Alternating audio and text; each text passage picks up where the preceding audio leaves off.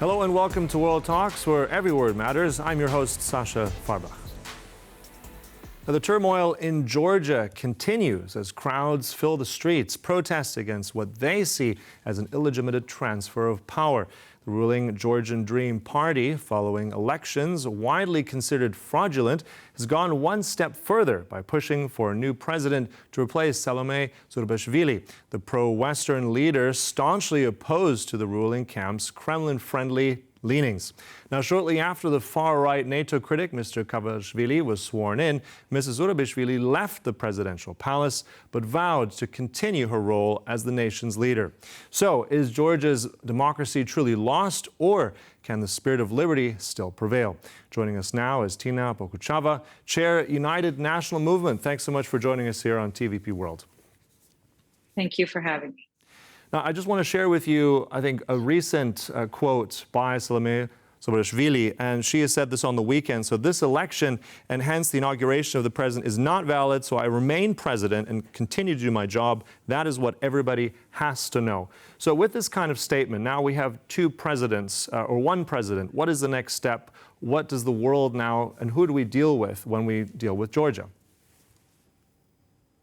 Well, the president, so-called president, the de facto president, staunchly anti-Western, pro-Russian, unfortunately, uneducated man who had a football career once, but doesn't have very much more than that to show for himself, does not have legitimacy inside of the country nor internationally, because he was handpicked and chosen by Russian-made oligarch, Tina Bokuchava, and appointed subsequently in a parliament that doesn't have legitimacy itself, because it was configured as a result of elections that were highly flawed, that were essentially rigged, that did not respect the constitutional principles of voter secrecy, among others.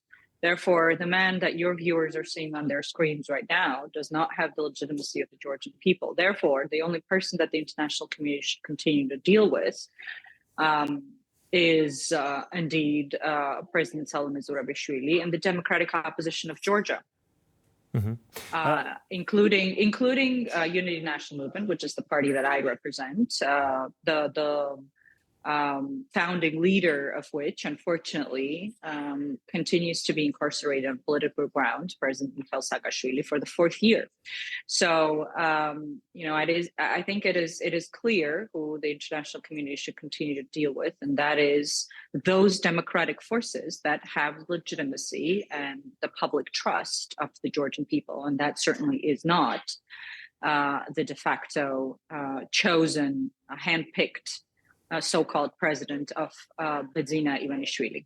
Mm-hmm. You mentioned, you brought up the question of illegitimacy, and you mentioned also Mr. Kavelashvili. And in fact, now, no matter which perspective, he's now apparently passed some very restrictive new laws, which go into effect, I believe, even from the 30th, from today. And if I'm looking at some of these, unauthorized placement of protest stencils, fine, unlawful wearing of uniforms in gatherings, use of fireworks or lasers during assemblies, covering one's face with a mask. The list goes on. So with this kind of first act, if you will, of his, what kind of repercussions will this now strengthen perhaps those who still weren't sure where they stand? What kind of impact will these laws now have in Georgia, and also international perspectives of what's happening in Tbilisi and beyond? Well, these repressive laws that you have correctly enumerated very much are reminiscent, I'm sure, to international audiences of the types of repressive laws that were adopted in Putin's Russia or in Lukashenko's Belarus. In fact, also before the revolution in Ukraine by Yanukovych. And we all know how Yanukovych ended up. Putin and Lukashenko are still in power, however, are being increasingly weakened. And we can see that in Ukraine. And I am certain that the weakening of Putin's positions is going to continue, despite the propaganda that we have been seeing from pro-Russian sources, including from Ivanishvili, that after President Trump's inauguration, there would be concessions that would be forced out of Ukraine.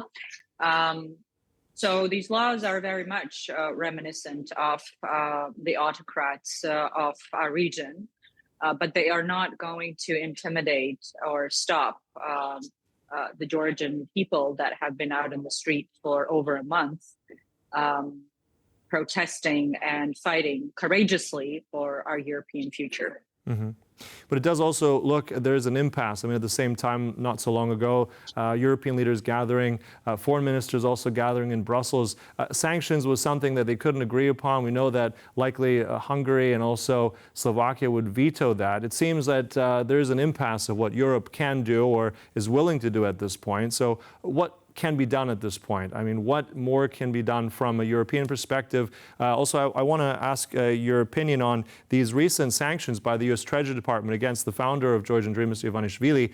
I mean, that is something really powerful. Can we see now the wheels churning and more of this potentially being slapped onto more people from the Georgian Dream? Well, the U.S. Treasury Department's decision to sanction Ivanishvili was extremely significant.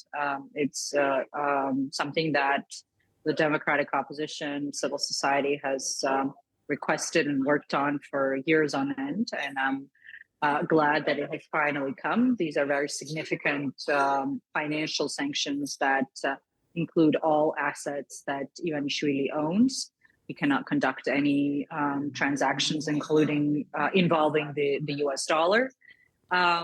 We hope that these sanctions will also be widened to include his family members so that he cannot use his family members to bypass American sanctions. When it comes to European sanctions, of course, you're absolutely right to point out the fact that unanimity is needed in the European context to impose these sanctions. And up until now, Viktor Orban, who is the only European ally that Ivanishvili has on board, after these illegitimate elections of October 26th, along with Slovakia, have been vetoing the sanctions decisions in the Foreign Affairs Council. However, I believe that as he continues to spiral the situation, into this inevitable spiral of authoritarianism, that Viktor Orban will be persuaded by other European leaders, and particularly by Gaia Gallas, High Representative Gaia Gallas, who has taken personal leadership in Georgia, which is to be commended and which is extremely important and significant.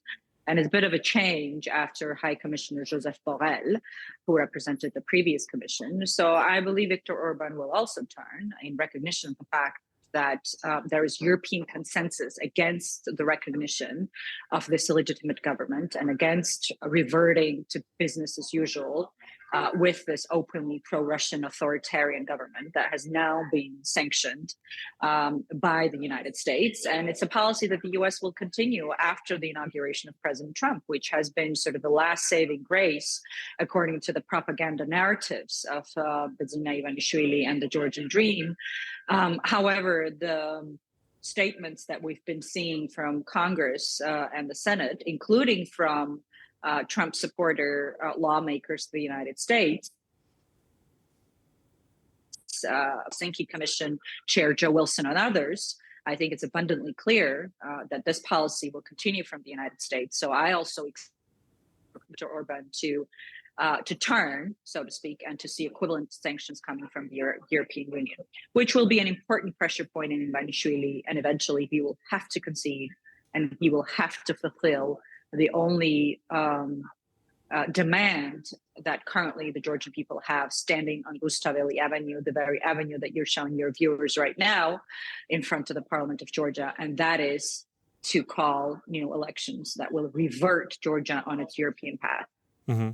Yeah, I was just going to ask in terms of where is the end game here in terms of what would appease those protesters, the Georgian people. I know this very much sparked, there's many elements to this, but I think it sparked very much when that idea of suspending European Union accession talks by the Prime Minister, that was the spark here after that European Parliament resolution. So what about, looking at this and from a different perspective now? I mean, it clearly is that there is a hand in the Kremlin if we're looking back at the Foreign Agents Law, if we look back and we scale back, now we have the Georgian Dream, we have these decisions that have been made, the brutal repressions. The Kremlin, is it satisfied now? Do you think this is going to embolden it to do more in Georgia or perhaps beyond? What is the Kremlin's assessment of that? Are they winning this fight at the moment? They're not. They're not winning this fight at the moment. They would be winning this fight if all of us had fled the country and the Georgian people were sitting calmly at home, acquiescing to a Russian autocrat having taken over the country. But that is very much not the mood.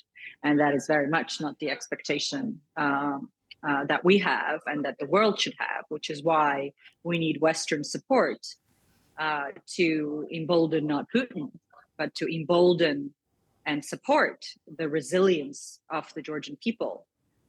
Those people that have been standing so courageously in the streets of Tbilisi. So Putin is certainly not winning, but this is the moment. This is the time to support Georgian democracy, because if we forgo this moment and if we don't use this window of opportunity to revert Georgia onto a democratic pro-European path, then it might be too late. And therefore, I really do hope that the actions from the United States will be reverberated on the European level, and that we will see a similar political decision being made by the foreign ministers of the European Union in terms of sanctioning Bidzina Ivanishvili and all those that are undermining Georgian democracy. It's extremely important that Baltic states have made this decision, as well as the United Kingdom. We had a member of the European Parliament from Poland visiting this week, and we pled with him to help ensure that Poland and other countries will also be making these decisions. I know, for example, in the Czech Republic, the Senate has called on the executive government to adopt these type of sanctions. And if we remember Belarus, that's exactly how it started with Lukashenko, when European level sanctions were being vetoed due to the unanimity rule. It was individual nations that began imposing these sanctions. So I hope that not more time will be lost by European leaders, and we will see more decisive and bold action to ensure that the international isolation of the Russian regime led by Bidzina Ivanishvili is complete and is total, because that is precisely what we need in terms of pressuring him towards the end game, as you mentioned. And that end game can only be new elections that will be free and fair, that will allow Georgian people to express their will freely without intimidation, without violation of voter secrecy and other means of falsification that were used on October 26th. And that will certainly allow Georgia to revert back on a path of democratic European development. And as we continue to see these images, as you said, Georgians on the streets now well over a month with European Union flags, and that will continue. And you said Russia's not winning. This is a sign for the Kremlin, a sign for Europe also to support those. It's going to be a struggle. We're going to continue watching. Thank you so much for that. That was Tina Bokuchava, Chair of United National Movement. Thank you so much. Thank you for having me. And thank you for joining. That concludes this edition of World Talks. My name is Sasha Farba. Stay tuned right here to TVP World. Goodbye.